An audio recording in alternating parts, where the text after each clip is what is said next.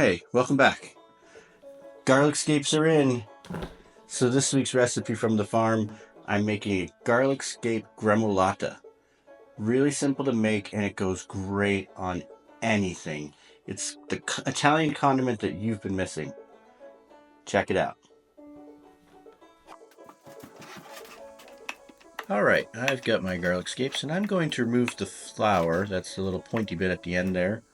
I feel like sometimes that's a little stringy, so I'm going to take that off. And with garlic scapes, when you're buying them at the farmer's market, or if you're not getting them from me, check to see, make sure they're nice and tender. Sometimes as we get later in the season, some farms will sell garlic scapes, and they are so woody that you can't do anything with them. These are super nice and tender, super fresh, so they'll puree up really, really nicely. I'm chopping the garlic up, just doing a rough chop. I'm not really being too careful, just so that way it'll blend up more nicely in the food processor. And this is such a great way to preserve garlic scapes for the winter too. You can put in ice cube trays, or you can put in little Ziploc bags. It's a great way to keep it. I'm going to grind up a little bit of lemon zest. I'm using kind of like a Myers lemon, so it says thinner skinned lemons. Just one small one. I'm going to add that zest. I'm going to add the spice packet. You can find the spices that I used on my website. Get the spice recipe there to approximate for yourself. Add some salt, grind that up, and once that's got kind of nice little grind on it, I'm going to add the juice of that lemon, just one, and you can add more if you like it. It's really up to you how you want to have fun with this.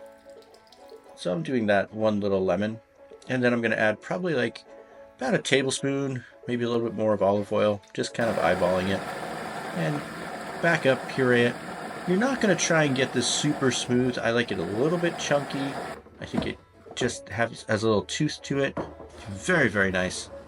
And always taste it before you finish. You can add more salt, you can add more lemon, add more olive oil, whatever you want to do.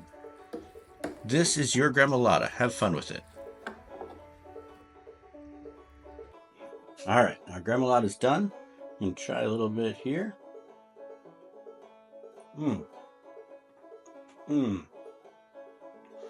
The lemon with the garlic and the spices and the salt. Oh my goodness, that is good. Definitely for the garlic lover. This would go so well on roasted veggies, grilled meats, chicken, fish. Oh my goodness.